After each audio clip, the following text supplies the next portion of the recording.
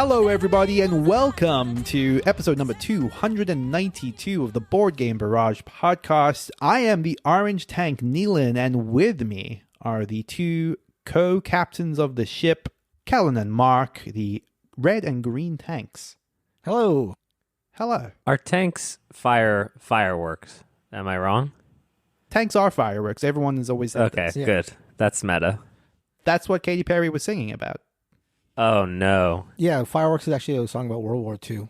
Exactly. The Have You Ever Felt Like a Plastic Bag? I used to Yeah. love to sing that to Christina, and she'd be so mad at me.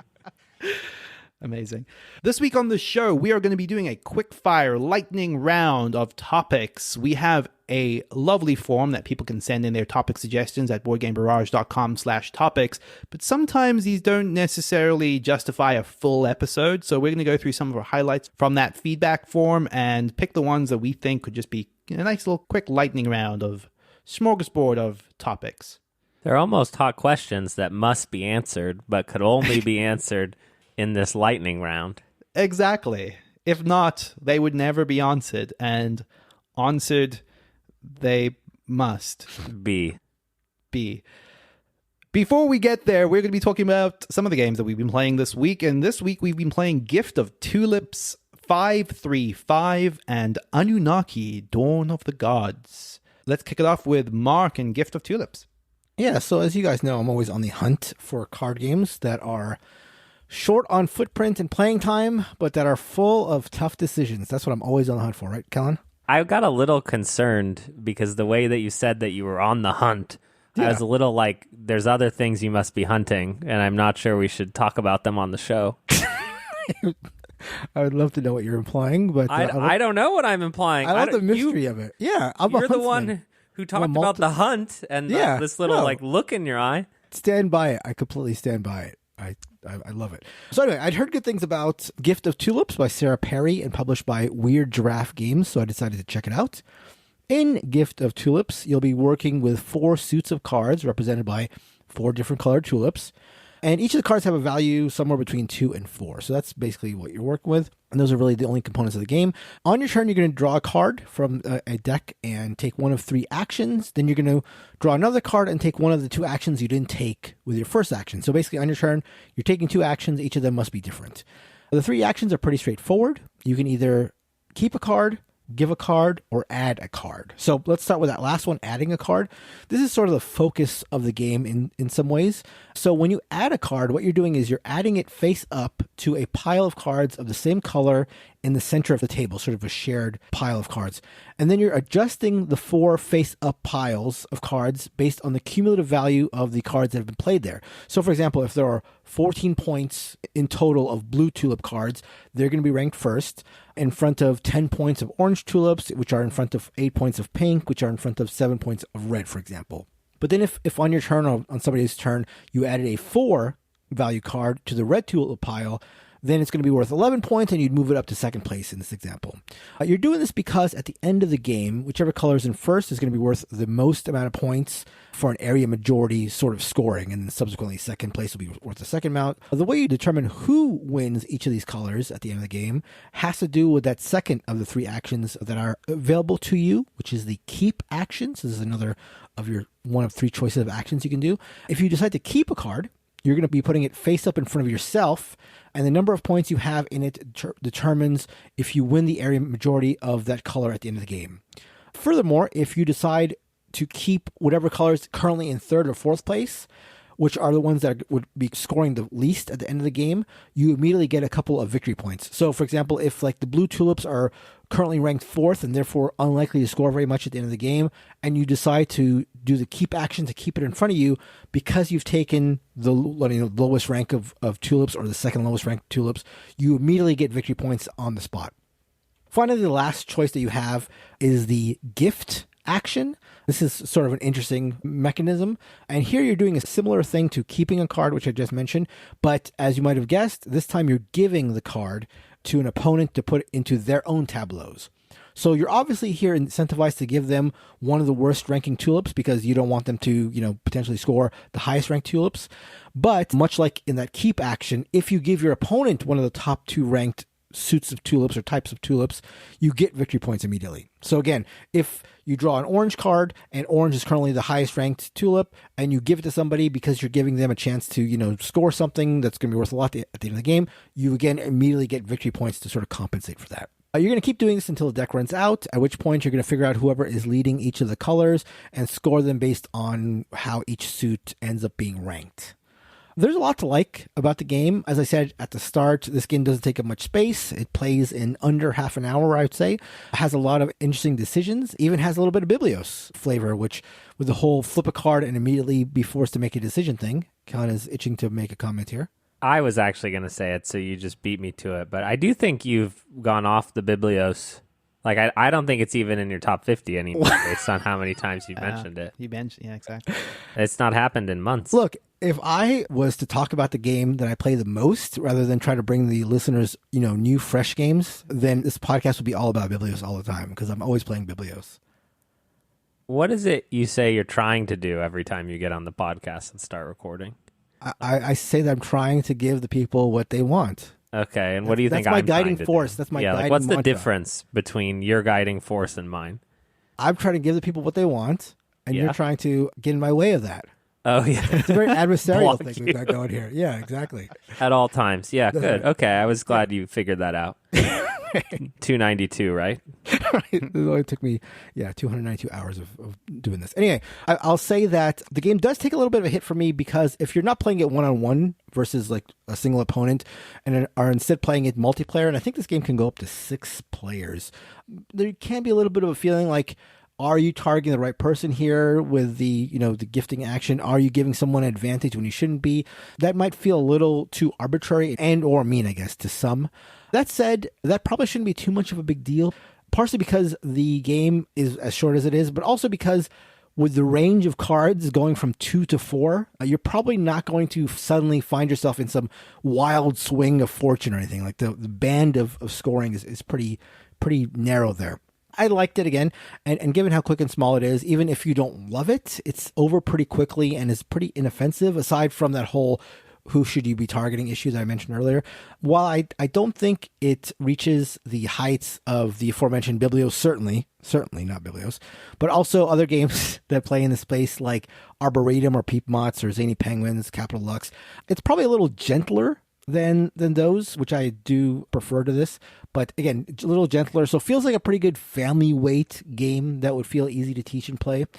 So if you're looking for a simple short filler, and I think you can find this pretty cheap. I think it's like under $15.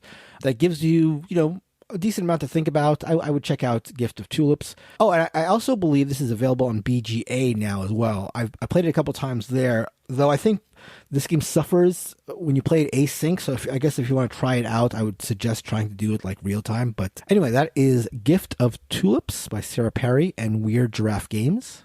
Yeah, I'm reminded a little bit as you're talking about it, just even based in what you're saying about Beyond BGA. Like I've been playing a couple games of Seed, Souls, and Paper recently, which is the same thing. Whereas like if you play that asynchronously, it like loses a lot because it's just, it should be a quick game. It should just be back, forth, back, forth, back, forth. But it does feel like this operates in a similar space of just like gentle, easy to break out card game, which, I was going to ask you, why would you ever play this over Arboretum? But obviously those are pretty dramatically different in terms of feel. Yeah, exactly. I mean, to answer the question that you're not posing, I love Arboretum, but I always feel stressed out as soon as the game starts. Yeah. And here it's like one of the only 3 actions you can do is like gift the card. So even though that does end up being adversarial, it does feel nice because when you're gifting, you're only improving another person's situation. I mean, you could get victory points yourself, and it does lead to like interesting decisions where like, say orange is the best suit and, orange is going to score the most, but if you give an orange card, you get points for it. So sometimes someone is running away with the highest suit. And even though you're giving them an increased lead, everybody sort of knows they're going to win anyway, so it doesn't really hurt you to give them a high-ranked card, and therefore you're sort of not doing anything to the inevitable, but giving yourself some points. So there are interesting situations like that. I have an announcement to make. Can't wait. I will never play Arboretum again. Why? Last time I played it, I you all. Uh-huh. I have no need to play again. He perfected the making a tree, 1 row, 1 column, and Arboretum. still beating your sorry ass. I do not remember this. Wait, you talking about to me or Maybe Neil? Mark wasn't there. Okay. No, well, let's not check the record. I'm retired from Arboretum. Okay. Done. No, look, I actually appreciate that. Like, get in, get your win, and get out. I'm all Yeah, for exactly. That. Yeah, It's done. That's fine. It's out of my mind. What game are you talking about? Oh, this is about Gift of Tulips. Kellen, tell us about 535. Yeah, we had a chance to play a game of 535, which is a small box card game that the Portland Game Collective has brought back, I believe, from a Japanese game designer who also designed another game I have and have not played, Nightmare Millionaire. Maybe I should say his name instead of just saying the other game that he has designed. Kenichi Kabuki. Thank you, Kenichi Kabuki. In 535, you are playing a ladder climbing shedding game that is a little bit, I don't know whether it even makes sense to explain all the rules to these. We just keep doing them, and they're just mildly different riffs on the same thing. Like, no. It's all an illusion. It's all illusion. Yeah. It's all it's all numbers being shuffled around. Exactly. What makes this one interesting is that you can start either a single card, right? Or you can play a set, which is 2 cards of the same number, or you can play a run, which could be a 1-2 or a 1-2-3, and then anyone can do a number of things to that play. The nomenclature in the game is dumb, but we can use it. You can either overwrite, which is what you would normally hear in one of these type of games, which is if I play 2 6s, Nealon could play 2 7s, and then Mark could play 2 9s, and that is called overwriting. The other thing you could do is you could add to it. You could actually add 1, 2, or 3 cards to what is out on the display to sort of change the type, so to speak. So if there were 2 7s, Mark, you could add 1 7, and then Nealon would have to be 3 7s. And you could do that with 3 8s, or he could just add another 7 to it.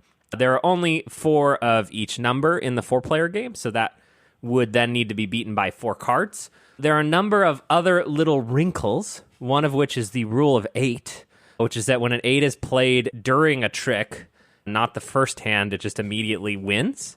So if you play an 8, take over, start again.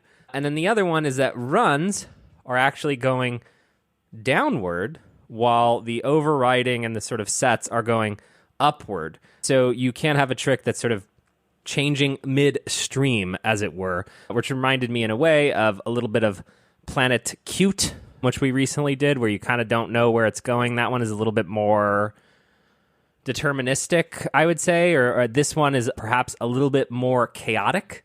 It is a game that one player goes out and then everyone else loses points, and as soon as someone breaks some kind of threshold, -20, the game ends. There are other small little things, like there is no, and Daniel, you for not telling us this, there are no 6s and there are no 10s in the deck at all. So the runs are artificially constricted. He just wanted to us. I don't think I even realized that, though. Yeah, I didn't realize it until I was reading the rule book afterwards.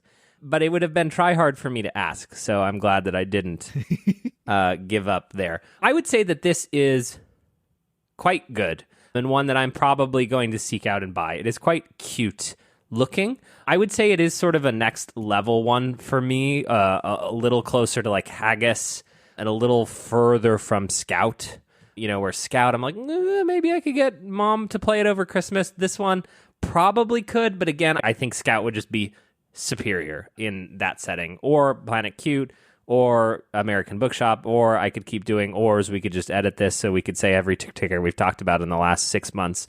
Mark, you'll do that, right? That's not going to take too long. Yeah, it's or, Wizard, or, the bottle and or, Frank Soup, or, Potato Man, or, the crew mission Deep Sea, I appreciate this. This is or. the crew the quest for Planet 9, Well, no, because Yeah, if I don't, there has to be difference. Or, Yeah. Cat in the Box, Yeah. or, It'd be obvious if Cat in the Box Deluxe Edition, it was the Cut and same paste, one every yeah. time. or, The Fox in the Forest, or The Fox in the Forest Duet, yeah. some different. yeah. Oh, yeah, that one. Yeah. Good. Yeah, those were all great every time we did them. But it does. We need to make the YouTube video that is just the 5 trick takers you actually have to own, and then we tier rank them all, and then we just say, F you don't need these other ones. Yeah. Stop making them. No, but Portland Game And then we Collective, just it's lovely. Well, And we just do it again every year when 5 better new ones come out. and we block the haters. Block the haters. Yeah, that's right. Cut them out of your life because they're going to come out of the woodwork when you do this. That is 5 through 5. Nealon, what did you think of it? I think you had a good time. I can say I did. You had a great time. I had a good time. I mean, I won that game, which is always a highlight. Oh, did Daniel text you the distribution of the cards? Yeah, he did actually pat me. But by the way, there aren't any 6s or 10s in this, which gave me that little edge I needed. God. No, it's it's dumb. It's dumb, but it's fun. These sorts of games don't ever like jump to the top of my list, but I had fun playing it. It seems pretty cool. I Yep. like the wrinkles. I like that whole adding a card thing. I'm sure it's been done a million times, but not something I'm super familiar with. Speaking of things I'm not familiar with, you keep mentioning a game, Kellen, that is similar to this one that we've talked about earlier. I was looking at our wiki at boardgamebarrage.com/wiki for anybody who's interested, because you can find there a list of every game we've ever talked about. You keep talking about Planet Cute, and it doesn't seem to be a game that's in our list of games that we talked about. So can you, what game are you referring to? Nope. Or have we not updated the wiki? I'm just Mark, Yeah. This is so rude. I told you I wouldn't say that game's name. Okay. Cringy. All right. Well, I mean, I It's just feel called bad for Ambient Abyssal. Okay. That's its OG name. seem to for not have all a- you out there. That's a throwback. Don't see a listing for that either. So maybe Nealon has dropped Yeah. the ball there on keeping the wiki up to date. Well, not all of us were gaming back when. I'm trying to look when Ambient Abyssal was uploaded to BGG. October 3rd, 2021. Yeah, The good Way old back days. when. Yeah. distant past. Yeah. Speaking of way back in the distant past, Kellen and I have also been playing Anunnaki, Dawn of the Gods, which is themed around this idea that you're an ancient pantheon of gods, basically as aliens coming to Earth and, doing the stuff where they come and become gods. That whole jam. So we are all, like, I am the Greek pantheon, Kellen is the Norse pantheon, and so on. And each of you has a few minor gods. You'll have 4 in a given game and 1 major god, and it's all fully asymmetric. And the core of the game is effectively what looks like, at least on the outset, like a very dudes on a map style game. So you have one central map, which represents Earth. Everyone has their home planet. These are now distinct boards from each other. So I have my distinct home planet board. Mark has his distinct home planet board with his units on them, and so on. And we each have units that we move around, collecting resources, putting down settlements, getting more people, moving between the planets. I might teleport to Kellen's place, set up a little shop over there. It's very 4X-y at the outset. At its heart, though, what Anunnaki is a Euro optimization puzzle. So the core interface with this game is this player board that you have, and everyone has this gigantic player board in front of them with 10 different actions on them, arranged in sort of like a pentagram. So there's literally like, a circle, 5-pointed star, 10 actions that are sprinkled across those and connected by lines. On your turn, you're going to choose one of those actions to take. And on your subsequent turn, you can take any other action, as long as it's not the action you took on the previous turn. You are incentivized to move along the lines to adjacent actions, because every time you do that, you get a little reward in terms of mana crystals, which could give you additional actions. And you put a summoning cube down onto your board. Now, when you surround certain regions of your board with summoning cubes, that's when you're able to bring out your gods. So these 4 asymmetric minor gods you have, or your big major god, it relies on you placing these summoning cubes in specific arrangements on your player boards. So you can imagine that there is, by looking at your board, some sense of, okay, if I do this action, then this action, then this action, not only am I going to be doing an optimal sequence of actions, hey, I'm going to be able to summon my minor god on turn 3. And that's pretty cool. So that's kind of the puzzle you're working on. This board is randomized, but identical for each of the players. So everyone is working with the same puzzle and trying to find their own route through it. The core of the actions are kind of the basic things I've said already. You're moving around these boards. There's one that lets you teleport a unit to another person's planet. Picking up resources by harvesting. These resources are diminishing over time, so you're encouraged to sort of start moving out and spreading out. Building settlements, having combats. Combat is fairly simple in this. Anytime you move a bunch of units into another bunch of units, each of you plays a weapon card, which just adds to your strength, and the losers go home. The winners get rewards. It's that simple. There is a little bit of complexity around the way that the weapons work out, which I'll come back to in a little bit. But that is kind of the gist of everything you're doing in this. find an optimal sequence of actions, maybe take a couple of extra actions if you have the crystals to afford them, and do that most optimally to trigger the end of the game and have the most victory points at the end of all of that. It is quite reminiscent of Scythe, is my hot take, which is to say that is very much that style of game of you looking at your action board and figuring out how to optimize it. Combat is maybe less emphasized than it appears at the outset. I will say that there does seem to be substantially more reward for combat than in Scythe. Scythe always plays out like sort of a Cold War where every combat feels a little bit more devastating, like combat rarely happens and it's a little bit more deterministic. It does seem like there was some incentive to have attacks in Anunnaki in terms of victory point rewards. At the end of the game, this is all tied to your position on different scoring tracks based on how much combat you've done, how much contract fulfillment you've done, which is, one of the mechanics in the game, and how much technology you've researched, which is upgrading these actions on your board. Kellen, I want to jump to you for a second to give me your hot take thoughts on Anunnaki. Man, I think you just got to look at a photo of this, because in a 4-player game, everyone has a giant-ass home planet. There's a giant-ass middle planet. What is that one called, Neelan? It's not giant. Gaia, which has Atlantis in the middle, right? Mm-hmm. Yeah. And then everyone has a player board that could be as large as the planet or nearly as large as the planet with like a pentagram puzzle happening. So the sprawl is madness. I will say that what it looks like when you set it up is it's like, oh, it's Blood Rage, it's Inish, and Anunnaki. And I would say that if you evaluate it from that perspective, you will not have fun. If you think, I really like Scythe, which is pretending to be a dudes on a map game, then you could like Anunnaki. There were parts of it that I enjoyed quite a bit. The sort of puzzle of which action to do in which order changes every game, and it's not randomized. So it's not like Mark can go from research to moving troops to, picking up resources, which is just more efficient than whatever my puzzle is. We all have that same puzzle, but it's randomized each time. It's cute. There's cute decisions. But again, What it's do you all... mean, it took? Get Mark. But it's all in service of a combat engine that I just don't like. The game makes it hard to engage in combat. You must have like a special combat card that costs resources, and then you must have those combat cards. Is it to play them or is it to buy them? Yeah, both cost resources to buy it and resources to play it. Yeah, and you can't do a combat without it. So at first, I was really excited because the game sort of like on the opening turn, I'm like, well, I'm teleporting to Neelan's area. And then on the second turn, well, I'm teleporting to Christina's area. Then on the third turn, I'm teleporting to Daniel's area. And my god was all about sort of being involved in every area. So I was excited about the potential for that. But in reality, like the amount of combats just isn't there for me. And it's more about the efficiency engine part of it. Yeah, I think that would be my core takeaway as well, which is that you have to go into this with the right expectations. And I will say that my initial impression was one of, oh, this is not what I thought it was going to be.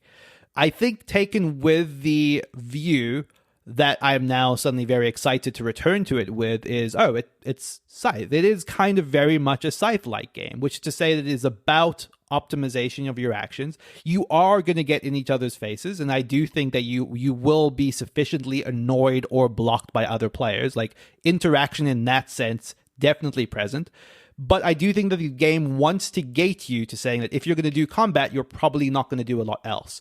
And I think that is harder when you're playing it for the first time because you don't realize that it's an either-or proposition. The game is gating you to saying, hey, either you're going to be the person that's going to be doing this, or you're going to be the person that's focusing on getting a weapon every turn and then attacking every other turn, And I do think that can be rewarding. There's one whole scoring track devoted for that. So I do think that is a possibility, but the game doesn't want you to both do the Euro puzzle and also be able to like effectively fight everyone on the board, which I understand, even if that sort of was despite what the game appeared to be at the outset.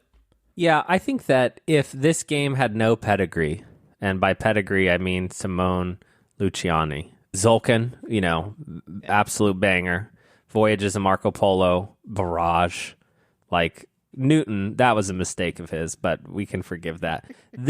If this was a designer I was not familiar with, I would say that at the end of it, I would be pleasantly surprised at how quickly it went and how smooth it was after the rules explanation. Because of who the designer is, I wish we would have just played one of his other games that was not a Dudes on a Map game. And I think that that's valid. Like, I do not think this is one of the best Luciani games I've played. I do think that design pedigree does come across in some of the things you've already spoken about. Like, these games, like games that try to be 4Xy, and, you know, this, I don't think that this nails exploration particularly well, but, like, this is 4Xy. It's more 4Xy than Scythe, I would say. Definitely. Agreed. Which is, you know, admirable in a 2-hour game. Like, 4X games are famously very, very long and very, very heavy. And this did take us on our first play just over 2 hours, which is very impressive for a group that is traditionally quite slow at these sorts of games. And this is a direct quote from Simone Luciani. "I'm coming for you, Stegmeyer." And that was said to me in a private phone conversation. Wow. That's bold. In a private phone conversation to you, Luciani said, "I'm coming for you, Stegmeyer." Yeah. Okay. All right. I just want to clarify the situation. Yep. That you heard it here first. No, I got exclusive. Yep. Yeah, if I have to be the most critical, other than the stuff that we've already spoken about, like, I do think the table hog nature of this is absurd. This took up my full dedicated gaming table for a we full-player couldn't game. play it. We couldn't come to my house and play it. Like, that was literally part of the that was the considerations conversation. that we can't do this at Callan's house. I don't think I could fit the fifth player if you have that expansion on that table. Like, that would be an absurd thing to do. It's just really kind of insane. The setup and teardown of it is a lot, but again, for the sort of game that is this style of like big event game, I didn't mind the brunt of like setting up and tearing it down. But again, that's a mileage may vary thing. But yeah, very interesting. I'm intrigued to go back to it now that I kind of know what it's trying to do, but it's certainly not what I had in mind at the start. But that is Anunnaki, Dawn of the Gods by Simone Luciani and Danilo Sabia. Okay, before we get into our feature topic, a little bit of business to handle here in the middle. We did a draft 2 weeks ago, and we are going to name the winner. I want to pull up just the latest stats, although I don't suspect much has changed. It was funny, Kellen. After we were saying that you had a chance to like catch up, I feel like Mark just got further and further apart from you from that point on. No? Is that not what happened? He's only like 11 higher, 14 higher than me. Oh, wow. Oh, wow. Wow. Yeah. You really closed that. It was funny because it was drifting further apart, and now it kind of seems like you closed it again almost. That's wild. Okay, great. So we're going to be looking at the results from our draft episode, which were on the previous episode. And Mark is the winner. That's right. Say it again for the people in the back. Actually, you know what? Don't say it again for the people in the back. Say it again for 2 people, and not in the back, but on our Discord. Whenever we do competitive things, I try to tamp down my competitive juices. But when I saw, and I'm going to quote these 2 things from our Discord podcast channel, Longtime Sunshine, yeah, I put Mark as a distant third, but I've been very surprised at whatever. I don't care about that. I only care about the first part. Yeah, I put Mark as a distant third, so in your face, Daniel. And then the very next post in the podcast channel was by W.A. Wilson, Wall Wilson, one of our favorites, but not in this case because he said, yeah, I initially thought whoever picked Raw would win, but then Mark demonstrated a new way to lose. So, Mark, yes, you didn't win by that much. This could be the closest draft. First of all, this could be the closest draft we've ever done. You really finished second place really well, so I'll give you that. You were great at finishing it second. So that's very true. We could break it down in the percentages for those interested. So Mark had 39% of the vote. Kellen was in second place with 35.4%, and I was in third with 25.6% of the vote. I think the critical blunder was we undervalued Raw. Yeah. And perhaps undervalued how many of our listeners would like My Society, which is a shame because it's such a bad game. You said My Society. High Society? My City. My City, I see. Oh, My City. Yeah, I think the Raw thing definitely felt like a misstep on my part. Like, and to be clear, like I had Raw valued high on my list. But I wasn't accounting for the new edition that has been so incredibly popular this year. I don't think you had a misstep by going Tigris instead of Raw. I think Tigris is... Oh, no. Okay. I think if I have first pick, I go Tigris every time. Sure. I think I might have reevaluated my pick order because a lot of it is perceived on how many are high profile games here. Like, right, if there are 5, then I don't want to be in the first slot, right? Right. Because that means I only get 2 of the 5. Yeah. And that's but precisely like that's that kind of what I mean. that's why I went with the third pick, because I thought there was enough top tier Knizia that getting 2 of them would be worth it. Totally. Do we have to give him the $50 gift card though? 'Cause it was so close. No, but we do have to give somebody the $50 gift card. So let's randomize that and pick somebody for That's a the. good point. So Kellen, it probably feels like if you'd done Raw second, obviously there could have been changes subsequently, but you think that would have? I actually don't think so. I think that taking my city instead of Medici would have won it for me, which was your 4th pick. Interesting. Yeah, it could be. I think Quest for El Dorado is too universally palatable to everybody. Yeah. And I think that is my single biggest regret with the pick order is if I had picked second, I think I would have ended up with either Tigris or Ra and Quest for El Dorado. Right. And I think that would have been a pretty hard to defeat. Yeah, I was thinking about El Dorado, but I personally am not that big a fan of it. So that's when. Love it. Who's winning that gift card? Okay. If your email begins with a C and ends with an O at AOL.com, oh, wow. then you are about to receive a $50 gift card. You should also consider getting a new email address. And in the words of Simone Luciani, we're coming for you. We know with an email address, although obviously I'm joking about it, but with an email address like AOL, we know it's at least we're not going to be adding more money to the Australian economy. Yeah, less money leaving the country. Okay, let's move on to our feature topic, which is going to be our feature topics. We have a list of quick little hits that we want to hit the hits. That's what we do around here. That's what we do. Okay, so here is our first topic, which came into our topic suggestion box, which, as a reminder, is at boardgamebarrage.com/topics. Do you think board games would be more or less prevalent today if American society didn't have a large void in community? Free resources for kids to hang out or nil outside of the park, your local Walmart, and the public library.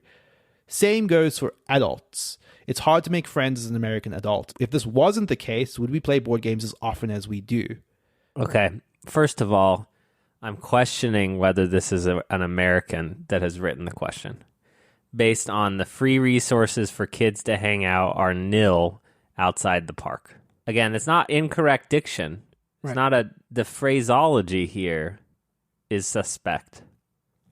How so? I don't know. Okay. This sounds like the way like Nealon would write it, or maybe because Nealon became an American citizen and then submitted this question. So Nealon like thinks of Americans as like Walmart has to be part of it. We've got exactly, yeah. The community, no one likes each other. We get what you're doing, Nealon. Nealon would use the word nil, for example. Yeah, exactly. That is a thing I would say. Yeah, for what it's worth, I've just been wanting to ask you this question for a long, long time, and I thought this was the only way to get it answered. Yeah, exactly. You guys who's don't this return question my from? calls. This question is from Beelan. Nerlin. Oh, interesting. Yeah. Yeah. Interesting. So, Nerlin, here's what we think. I find the way that this is sort of framed interesting because the writer of this question says if this wasn't the case, and this being like the lack of community in the U.S. or America, would we play board games as often as we do? And I don't know. I feel like if we're talking about Americans as a whole, I don't think we play that many games. I think this is quite a niche. So I don't think of the lack of community. I think there is something to be said for like the idea that it is generally seen as difficult for American adults to make friends being a real thing. But I don't know if that lack of community or that difficulty means we don't play as often as we would otherwise. Not having lived anywhere but LA, I also wonder like how much of this is specific to where in the country you are. And like I get the sense that outside of the major cities, there is a higher sense of community in like public spaces, as it were. But I don't know how true that is. I do think that there is something to be said for the thing that fosters board games as a hobby, at least from my perspective, is this idea, hey, I'm not the sort of person that does regularly engage in the outdoors with a lot of people on a regular basis. Like the reason I chose board games as a hobby was it was really hard for me to engage with community spaces as someone new to LA, for example. I mean, this question does actually have the ring of written from the perspective of someone like moving to America for the first time, which is that actually does reflect my experience a little bit, which was like, well, I don't know that what I would do if I needed to make friends, as at that point in time, someone in my late 20s, I'm going to go seek out the people that want to stay indoors and play board games with me. Yeah, I think we're all on the right track here. I think that, again, the sort of decline in America of religion, right, as a place where people congregate, like I think is like definitely real. And even communal sort of like neighborhoods that helped raise children. Again, we're in like different world from where we were 100 years ago. So I definitely think there's something to this. But what I would say is that games can feel like, in the perfect setting, that sort of oasis where you do feel a community or you do get a drink. Yeah. And that's why, that's why they're sort of growing. But I would not agree that that's why they're more prevalent today. But to the end of the question, which I don't know if we've even read, what would you guys want public resources for board games to look like? There is something interesting. I know libraries in some cases, in some counties, stock board games or have board game days to sort of foster community. And I would say that it is in the interest of America to sort of attempt to do that. And I've had a lot of success with using board games with people that I'm sort of in a community with, or coworkers or friends of friends, and it can break barriers. Like, that is the power of a game, to break some of those barriers, change the rules, rewrite. You may be in different organizations within the company. You may have completely different experience levels or age groups or demographics, but the sort of barrier of entry, or the entering the arena, so to speak, of a game playing puts everyone on this sort of equal footing, which encourages some community. Yeah, I agree. I mean, the writer seems to imply that the decline of community means a rise in board game play, when I think I would say the opposite. I would say, like, if you increase the amount of community that people felt or that was available, you would at that point increase the amount of games people will be playing together. And yeah, I feel like there is like a little bit of a social stigma when it comes to playing hobby board games. And yet whenever I feel that stigma is pierced by people who are not in the hobby, who dip their toes into lighter board games, I think, as Countess alluded to, like you do see a sense of community, or a sense of breaking down barriers and being able to hang out with people and communicate with people on levels that you otherwise have difficulty with because of like social strata or, whatever that get in the way. And playing a game allows for communication where there may not have been an opportunity in other cases. It's interesting to think about. I like some of this framing better than, because I've never understood this sort of like, I want to grow the board game hobby. Like, when a publisher says that that's their goal, like, I literally laugh, because their goal is to make money. Right. But like the goal here of trying to encourage community in your sphere, doesn't matter what country it is, that becomes perhaps an easier thing for me to understand as a reason to grow interest in playing games. So, like, I see it in a little bit of a different light. So this question is something to think about for me. I wanted to sort of address that last question about how, if it left to us, how we would do it. I mean, there is like the idea of as you said, like the libraries that have like game nights or just stock games. I wonder if it would be beneficial to society at large to promote board game playing in schools, like maybe have like more curriculum that was like gamified, but obviously there's a slippery slope where you get like not so much help in communication as it does like maybe fostering negative qualities. But I think if people grew up, or if that was more part of like their formative years, I think maybe board games would not have the stigma that I think people find it hard to overcome when they want to try this out. So. And I would be surprised if that wasn't happening in a much bigger way than it has in like previous generations, right? Where like, there are almost certainly board game societies that now exist. Like there were informal Illuminati. board game. Yeah, exactly. Like informal, I remember, obviously informal board game clubs where we would get together and play Robo Rally in like college. But like, I would be shocked if that just wasn't like a much, much bigger deal in high schools and colleges now. And, there's also the public spaces that do cater exclusively to board games are more prevalent than ever before, like board game cafes. And I know a lot of board game stores often will now just operate with the assumption that they're having a free-for-all game night where they will come and teach people games and have games going across the store. You know who else loved games? Sam Bankman-Fried. Going to prison. Guilty. Very true. All right, Neil, and this is where you shout lightning round Lightning number round. 2. Question 2. What are we excited to play at PAX? Oh, I actually didn't know this was lightning round question 2. This is lightning round question 2. Keep up, Kellen. Where was I alerted to the? Is that how this goes? I was not Yeah. alerted to the lightning round. Nope. You don't see lightning striking, Kellen. You're just walking around and lightning strikes. I know that there have been people on our Discord channel, to bring that up again, on the PAX Unplugged channel, talking about games that they want to play. I think, Neelan, you've been part of this, right? Stationfall has been one that has been... Totally. Stationfall is a conversation that's come up. I'm going to be taking my copy up there as well, hoping to like teach it. I would love to get a couple of players of this. I know that it's harder because it's probably not going to be something I want to play with more than 4 people, but I think there's a lot more interested parties than just 4 people, so I might end up having to do it twice, which I'm happy to do. But yeah, Stationfall I would love to play. Oh, I see that there is a shared spreadsheet on that channel. Yeah. People are scheduling games. So we've got... It's more about like what games do people need to bring that aren't in like the library list. So yeah, I'm going to be taking my Clocktower with me, which I'm very excited to host a game or few of Blood in the Clocktower with people. Hopefully even play if anyone else is willing to like storytell. So very much looking forward to that. I'm just jazzed. Like it's still a month away, but I'm like just so excited to like just get out there and play games. Kellen has just added a game to the list. Is Kellen already trolling this? What are you talking about? I'm not trolling. The game that I, for whatever reason, because I know the playtime is not too long, get out there and buy it, Neil, and it comes out next week, is the Great Zimbabwe. For whatever reason, the sort of length to depth ratio here, I have a hard time with commitment. Okay? And before you ask Christina, you can talk about playing long games at cons. It's like, is like a Study in Emerald first edition, right? Christina is writing, Mark, listen to this, a short story that is set during Pax Porfiriana. Oh, wow. Okay. And so she was like writing it, and I got out the rule book and I was just reading random to her, and she was like, what? So I think we could get her to play Pax Porfiriana. All right. And I think she would love it, first of all. But we always talk about wanting to do this one. But for me, the Great Zimbabwe, number 1, if we could get a group. But again, it's like if playing Pax Porfiriana with just the 4 of us at PAX takes 3 or 4 hours, like, it's like, are we just going to go sit in the corner and be like, don't come up here, we're playing Pax Porfiriana? Do you know what I mean? That's a toughie. We could do that at our Airbnb.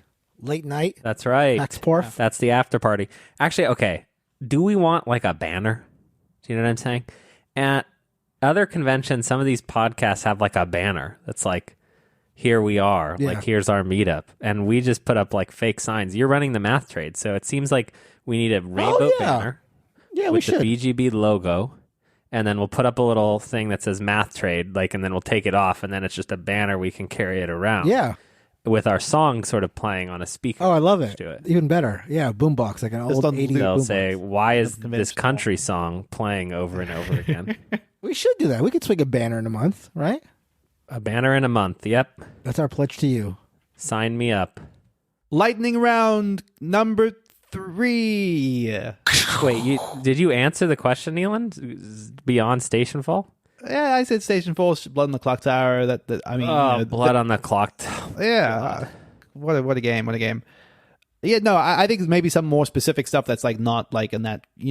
I've been wanting to do roads and boats for a little while, so I would love to like try do that there if that is available. I don't know if anyone's called that out as something that they have to take. Mark. I'm not bringing roads and boats. That box is huge, man. I'm not bringing. You're bringing like 1,000 games. Yeah, that's a trade. Are you lying to us right now? No, I'm bringing 1,000 games. So you're bringing your entire math trade. Yeah, like I'm wheeling and dealing. I'm not here to cohort. like play games. I'm here to make money. Is this already like happening and done? What?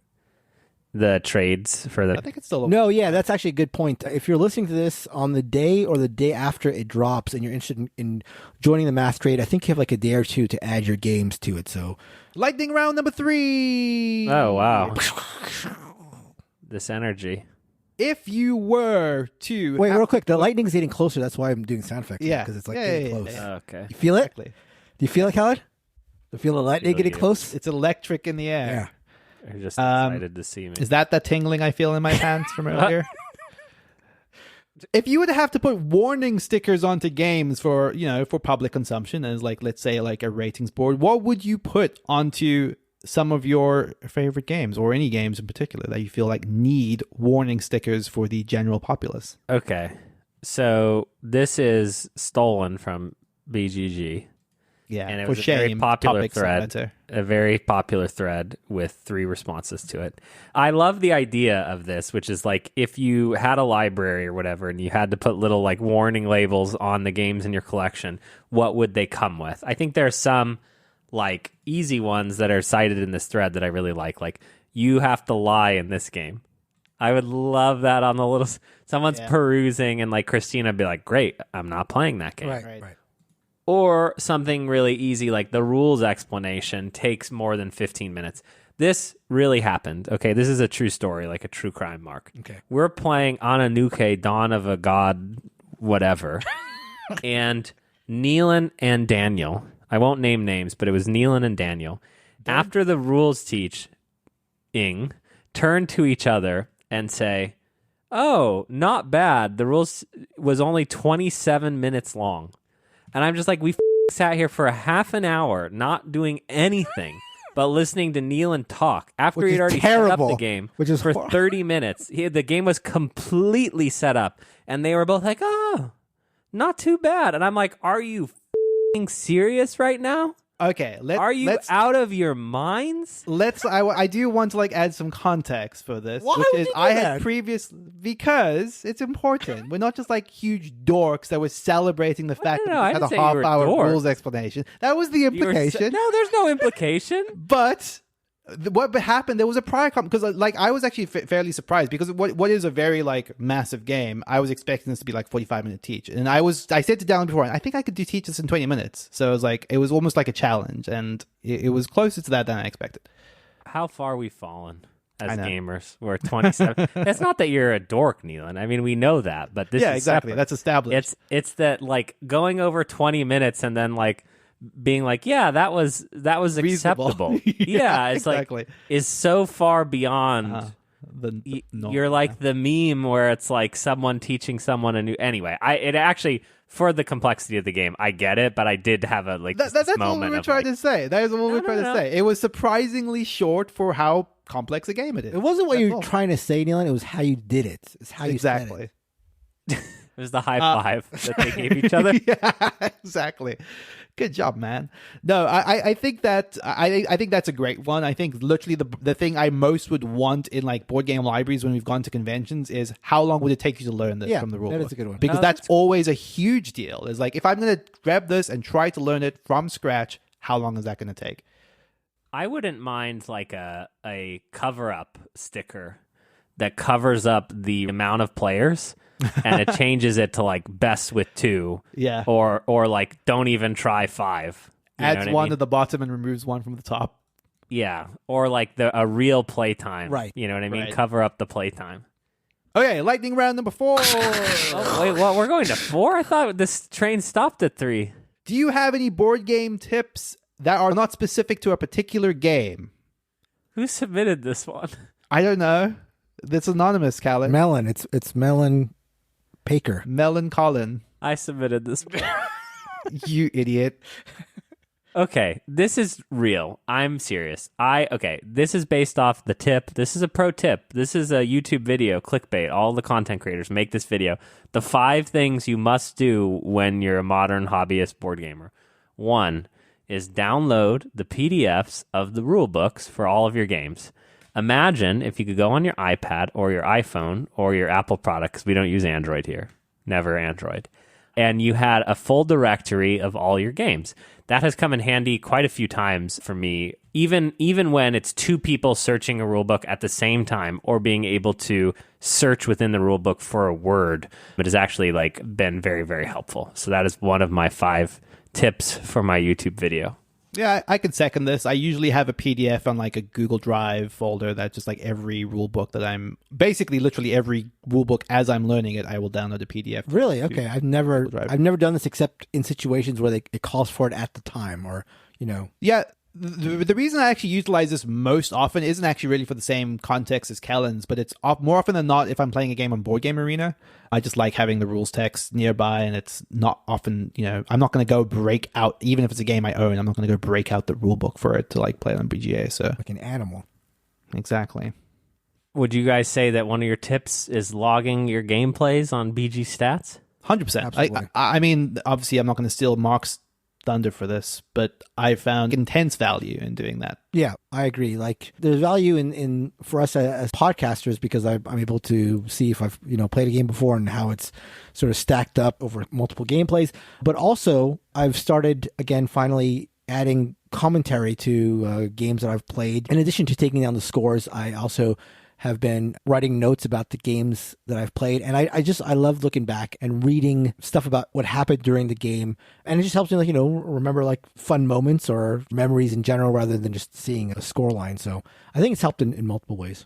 I'm curious to know if this is something that's specific to me, but when I am learning a game from the rulebook, it helps me, this is from both the memorization, to basically, as I'm learning the rules, perform it as if I'm teaching it to someone. I think that's a very common study aid, but it helps me specifically for board games because there's a very vast difference between rules as described in the rule book and rules as you would teach them to someone. And I just like getting that down before I teach it as I'm learning the game. I've heard this a lot, and I think it makes sense that it works. I personally have never done that. It's generally because I don't set up the games before people come over. And I don't usually, even in that context, it's usually just as I'm reading the rulebook. You will take out the game and you will do the actions that are being called upon in the rulebook? No. Okay. It's really just going through the teach. As I'm He reading says it out the loud rulebook, too. Yeah, I exactly. attack you, and then he puts Exactly. the piece out. No, none of it is with having the game set up. I see. I often the context for this, I'm sitting on my couch with the rule book in my hand, right? And it's just kind of as I read a page, I will just perform teaching it to no one. I see. Basically. That makes sense. Oh, that's interesting. I've never done that. I think in reading a rule book, the one thing I do is I often I'll skim the overview of how the game works, and then I'll punch the components while I'm reading the component list, and then actually go back and read what a turn is. So try to get the sort of high level, then know what I'm looking at, because often it's place the blah, blah, blah resource tokens on the blah, blah, blah. And I'm I have no idea what any of this is. So you're skimming through it and then going back. That's a good tip. Another thing that I have started to do, and I actually do this a lot for me now with recipes that I cook. I try to keep a digital inventory of those recipes with my own notes to myself on, when you do it, you like it cooked for 12 minutes longer or whatever than it's supposed to be, or more salt than normal. And so I have been leaving notes to myself for the best way to play something in a game. The two that spring to mind, we recently played Delt or Crass Carrier, and I had put a note in there that just said not with 5. And I had forgotten that you weren't supposed to play the game with 5, but we had a bad time. So I knew when I looked there, I don't want to do that. But I also left a note for myself in Santiago for how to play the game with 4 players, because it's so much better with 5, but with 4, you can play it, but you just need to start with the water well in a certain location on the board to make it more constricting. So it's sort of those little pro tips that you might be able to find if you BGG for 10 minutes, but don't remember or want to sort of keep it all collated for the next time that you get back to a game and your memory fails you. So that has helped me. Good one. I like that. Where are you keeping those notes? Along? Just on top, that they're very rudimentary. Okay. Just in the box, on a card. Piece of paper. Yeah, you could do it digitally, I guess. Like one thing I used to do when Neelan had converted me to the cult of sleevers, which I've since successfully Wait, what? been excommunicated I got this entirely from. from you. How dare you reverse history on that? No, I don't You're think the one who people inflicted this curse on me. I used to cut out the type of sleeve that it was and tape it to the inside of the box so that when I got an expansion, I would know what I had to buy. But since I've been, excommunicated from the Church of Sleevers and I no longer buy expansions on principle, I don't know that I need that anymore. Though I do still sleeve, pro tip, I do still sleeve cards as long as they are hidden trader game cards. Yeah. or it's less than 100 cards, and it's a game I expect to play and shuffle like 100,000 times. For sure. Yeah, I'm much more selective about it at this point. I did not sleeve Anunnaki, you'll notice. Even though you are the head of the church of sleeving games? Didn't you not sleeve it because you just didn't have time or something? I think you told us you were planning on sleeving it. I had gotten halfway to thinking about doing it, and then I basically was like, should I do this, shouldn't I? But then I was like, I feel like I don't need to. I was this close. If I'd had found the right sleeves immediately, I probably would have done it, but yeah. You didn't have the sleeve depot stocked in your prayer room? That's exactly it, at the altar of sleeves. That's going to do it. That's the end of the lightning round. No, Mark. Run! The lightning's here! That is going to do it. Thank you all for listening. You can reach out to us. If you have more topics like these ones that you want to submit for a future episode, please head over to boardgamebarrage.com/topics or shoot us an email at boardgamebarrage@gmail.com. You can reach us on all of our social media, whether that's on Twitter, whether that's on Facebook, or come join our lovely community at boardgamebarrage.com/discord. It is too late to register now, but Ghost Turkey is in full swing, and it's just a lovely thing as people start seeing their gifts flying around the world. So I do recommend that you join in on the fun there. But that is going to do it for this week's episode. Thank you all for listening, and goodbye. Goodbye. Bye. Oh, thank you as always to Hot Society for inserting out your music. What's in your mind, kid? Bye-bye. Can you thank someone who's dead? The band, not the humans.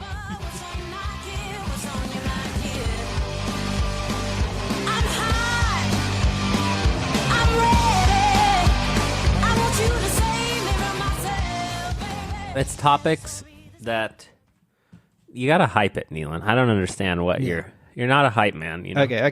We can. Callan, give us some clickbait there. Now that you put me on the spot. Burning topics that needed to be answered. Must be. They have to. Yeah. They're burning a hole in our pockets. Absolutely. The tips of our tongues.